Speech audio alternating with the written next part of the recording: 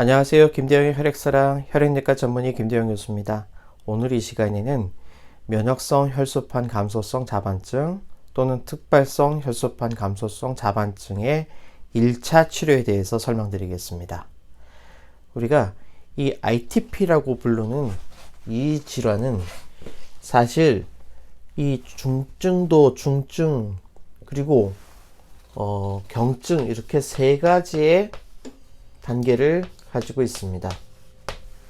보통 혈소판 수치로 구분을 하는데 경증일 경우는 혈소판이 10만 개에서 7만 개 정도인 경우를 경증이라고 보통 얘기를 하고요. 중증도의 경우는 7만 개에서부터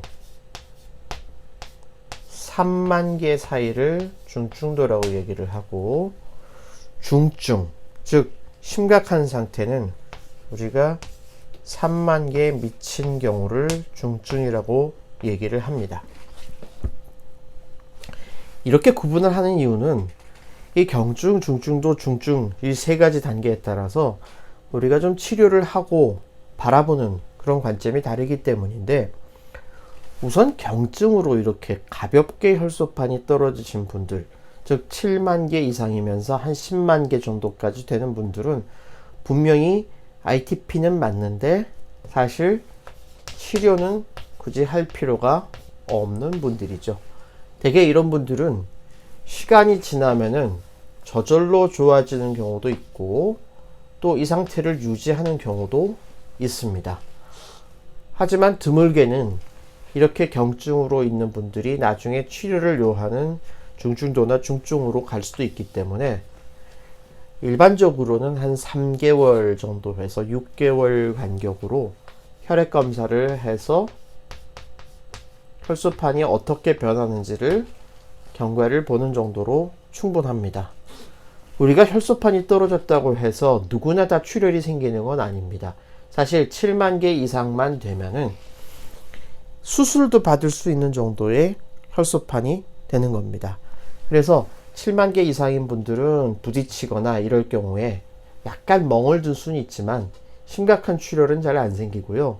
또 7만 개 이상이면은 사실 수술할 정도로 혈소판이 충분히 있는 거기 때문에 이런 분들은 치료 없이 그냥 경과를 보는 것이 원칙입니다.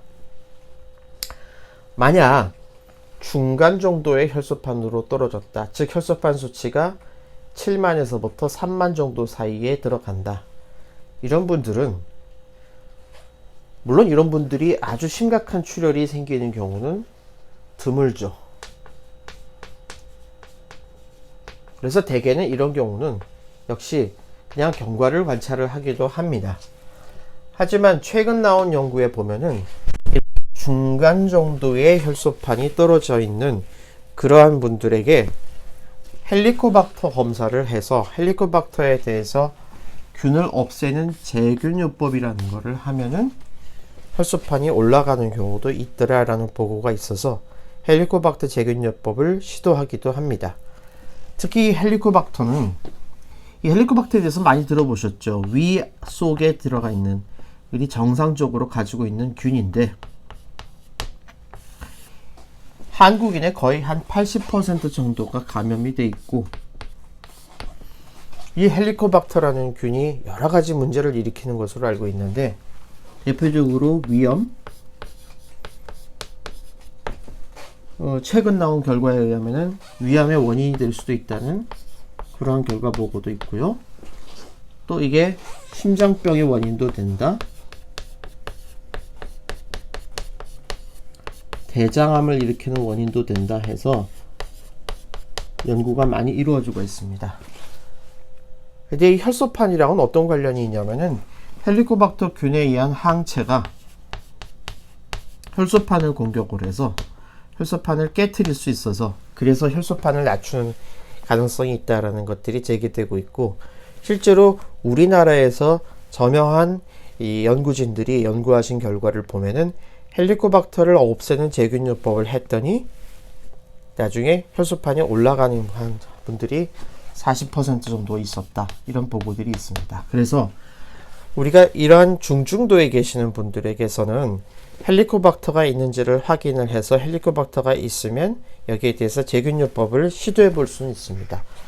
헬리코박터를 검사하는 방법은 간단하게는 그냥 헬리코박터에 대한 항체가 있는지를 검사하는 방법도 있고, 내시경을 통해서 조직 검사를 해서 그 조직을 띈 결과를 이 조직을 어떤 키트 안에다가 집어넣으면 헬리코박터가 있으면 색깔이 변하는 거를 확인하는 그런 검사도 있는데, 그런 거를 CLO 검사라고 하거든요. 이런 검사를 할 수도 있고, 또 약을 먹고 그 먹은 약이 헬리코박터에 의해서 분해가 되면서 그 분해가 된 가스가 우리의 이 내쉬는 숨, 호기로 나오는 거를 검사를 하는 그런 방법이 있는데, 이제 그런 방법을 사용하는 그런 방법이 있습니다. 헬리코박터 호기 검사라고 얘기를 합니다. 이러한 방법들을 통해서 헬리코박터가 있는지를 확인을 하면은 이제 헬리코박터 제균요법을 3제요법도 있고 4제요법도 있는데, 보통 이러한 항생제를 포함을 한 약들을 약 일주일에서 2주까지 복용을 해서 이 제균요법을 하면은 혈소판이 올라가는 분들이 있더라, 이렇게 이해하시면 되겠습니다. 자, 그러면 이제 중증이 사실 큰 문제입니다. 3만 개 밑으로 떨어지는 분들은 어떻게 치료할 것이냐. 근데 이 ITP라는 병이 참 재밌는 게, 실제로 혈소판이 이렇게 낮은데도 불구하고 임상적으로 우리가 살아가면서 크게 불편함을 안 느끼시는 분도 많아요. 그래서 처음에 혈소판이 낮다고 굉장히 깜짝 놀라서 달려오시는데, 환자분들을 보면 멀쩡한 경우가 많습니다. 이거는 혈소판이 못 만들어져서 그런 게 아니고, 혈소판이 만들어지는 과정은 굉장히 원활한데 파괴가 되기 때문에 혈소판이 낮은 거거든요. 그래서 실제로 이 3만 개도 안 되는 혈소판을 보면은 정상 혈소판보다도 훨씬 더 건강한 혈소판들이 많은 겁니다. 즉, 낡은 혈소판은 자꾸 깨져버리고 골수 안에서 훨씬 건강한, 좀 더 젊은 혈소판들이 많이 만들어지니까, 이게 수치상으로는 작아도 기능상으로는 굉장히 양호한 혈소판들이 많아요. 그래서 3만 개 밑으로 떨어졌지만 실제로는 심각한 출혈이 없고 그냥 멍 정도 드는 경우가 더 많습니다. 그런데 어떤 분들의 경우에는 이렇게 3만 밑으로 떨어지면서 처음에 오셨을 때 심각한 출혈이 같이 있는 경우가 많아요. 이때 말하는 심각한 출혈이라는 거는 되게 가래에서 피가 나오는, 객혈이 나온다든지, 아니면 머리에 출혈이 생기는 뇌 출혈이 있다든지, 장에서 피가 나오는 장출혈, 또 질에서 나오는 질출혈, 이런 여러 가지 많은 양의 출혈이 있는 그런 경우가 간혹 있습니다. 자, 이럴 때 우리가 써야 되는 약이 면역글로불린이라는 약입니다. 이 면역글로불린이라는 약은 우리 몸 안에 있는 이 면역 항체들을 모아서 가공을 해서 만든 약인데, 재미있는 것은 이 면역글로불린이라는 약을 투여를 하면은 이 혈소판이 항체와 결합을 해서 파괴되는 그런 과정 자체를 방해하기 때문에 이 면역글로불린을 투여함으로써 일시적으로 혈소판을 올릴 수 있는 장점이 있습니다. 보통 면역글로불린은 체중당 2g 정도를 투여를 하는데, 이 2g을 이틀에 나눠서 투여하기도 하고 또는 5일에 나눠서 투여하기도 합니다. 이렇게 투여를 하는 과정에서 충분한 양이 잘 투여가 되면 보통 투여한 이후 빠르면 하루, 늦어도 3, 4일 정도에는 이 혈소판 수치가 쑥 올라서 출혈이 멎고 환자가 좀 안정된 상태를 만들 수가 있는데, 문제는 이렇게 올라간 혈소판 수치가 계속되는 게 아니고 어느 정도 시기가 지나면은 이제 떨어져 버립니다. 보통 떨어지는 기간이 일주일에서 열흘, 조금 더 지속되는 분들은 2주까지도 지속은 됩니다만, 이 면역글로불이라는 효과가 계속 가는 건 아니고 일시적으로 혈소판을 올리는 기능에 해당하기 때문에 궁극적으로는 이렇게 심각한 출혈이 있는 분들은 이 면역글로불이라는 약을 맞고 혈소판을 올려서 시간을 번 다음에 궁극적으로는 이 스테로이드라는 약을 써서 혈소판을 올리는 것이 필요합니다. 그리고 이 면역글로불이라는 약을 쓸 때 여러 가지 부작용이 생기는데 몸에 들어가면서 이게 항체이고자 단백질이기 때문에 여러 가지 면역 반응이 생깁니다. 대표적으로 생기는 면역 반응이 일단 열이 날 수 있고요. 또 이 면역 반응에 의해서 다량의 시토카인이라는 물질이 나오는데 이 시토카인이 열도 나게 하지만은 혈압도 떨어뜨리고 호흡곤란일 수도 있고 피부에 발진을 만들 수도 있습니다. 문제는 이렇게 가벼운 증상이면은 상관이 없는데 심각한 증상 중에서는 아나필락시스라고 해서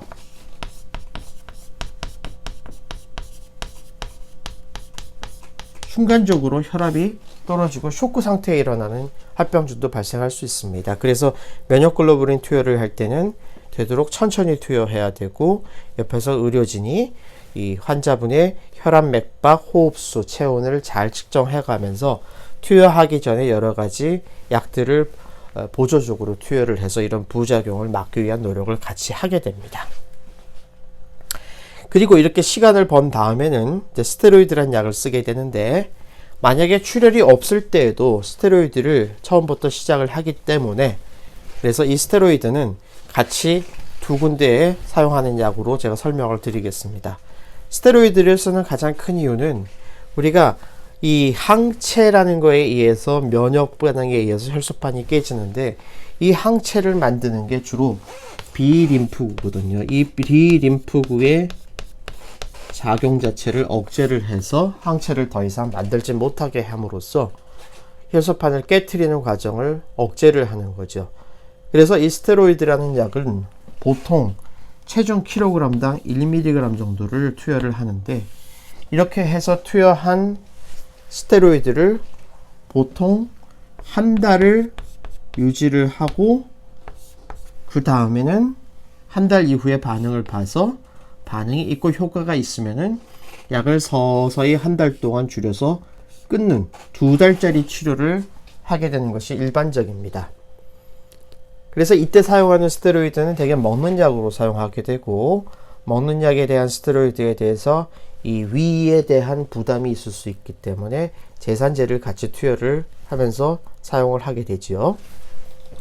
이렇게 스테로이드를 썼을 때 반응을 보이는 분들이 60%, 즉 10분 중에 6분 정도는 반응을 보입니다. 만약에 10분 중에 4분에 해당하는 경우 그리고 이 6분 중에서도 서서히 약을 줄이면은 다시 혈소판이 떨어지는 분이 있습니다. 이제 그런 분들은 이 약을 줄이면서도 반응이 유지되는 분들이 이 6명 중에서도 또 10분 중에 6명.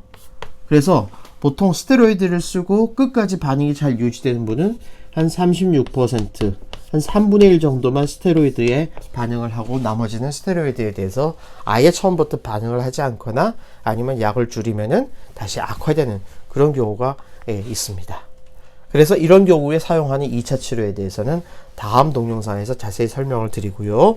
또 의사 선생님에 따라서는 이렇게 스테로이드를 장기간 사용하는 방법 외에 단기간 사용하는, 즉 여기서 말하는 스테로이드는 프레드니존이라는 약을 보통 많이 사용하는데 이 프레드니존이라는 약 말고 덱사메타존이라는 약을 사용을 해서 덱사메타존을 고용량으로 4일 동안 투여하는 방법도 선호하시는 분들도 있습니다. 이 덱사메타존 4일 요법하고 스테로이드 프레드니존을 저용량으로 해서 장기간 사용하는 방법은 두 개가 효과 면에서는 거의 비슷하다고 되어 있기 때문에 보통 선호하시는 그 요법에 따라서 두 가지 중에 어떤 걸 선택하셔도 큰 지장은 없겠습니다. 자, 정리하겠습니다. 이 특발성 또는 면역성 혈소판 감소증 자반증의 1차 치료를 보면은 경증인 경우, 즉 혈소판이 7만에서 10만 개 사이에 들어간 경우는 대개 치료를 하지 않고 3에서 6개월 간격으로 경과를 봅니다. 하지만 중등도부터는 이제 치료를 할 수도 있는데, 중등도인 즉 3만에서 7만 사이에서는 심각한 출혈이 오는 경우는 드물기 때문에 대개 심각하지 않은 이런 출혈이 없는 상태가 대부분이고, 과거에는 이걸 그냥 지켜도 봤지만은 최근에 나온 연구 결과에 따라서 헬리코박터 제균요법을 사용을 해서 40% 정도는 혈소판이 올라가는 경우가 있을 수 있다, 이렇게 얘기를 드리고요. 만약에 중증이다, 즉 혈소판이 3만 미만인 경우는 되게 면역글로불린이라는 약을 써서 이런 심각한 출혈이 있을 때 이런 심각한 출혈들이 빨리 멎게 하기 위해서 일시적으로 혈소판을 상승시키는 그런 치료를 한다. 하지만 이런 면역글로불린이라는 것 자체가 효과가 그렇게 오래 가지 않고, 또 면역글로불린에 따른 투여에 따른 이런 치명적인 부작용이 있을 수 있기 때문에 치료에 이제 주의를 요할 수 있다. 그리고 혈소판 수치가 중증일 때는 심각한 출혈이 있거나 없거나 관계없이 스테로이드라는 약을 쓸 수 있는데, 이때 사용하는 스테로이드에는 프레드니솔이라는 약을 체중당 1mg을 보통 한 달간 사용하다가 천천히 줄이는 그런 요법을 사용하게 되고, 이때에 반응하는 분들이 10분 중에 6분은 반응을 하지만 나머지 4분은 반응을 하지 않고, 또 이 반응을 했던 분들 6명 중에서도 10분 중에 6분만 반응이 유지되기 때문에 이렇게 처음부터 반응을 하지 않거나 또는 약을 줄이면서 나빠질 경우에는 2차 치료로 넘어가야 된다.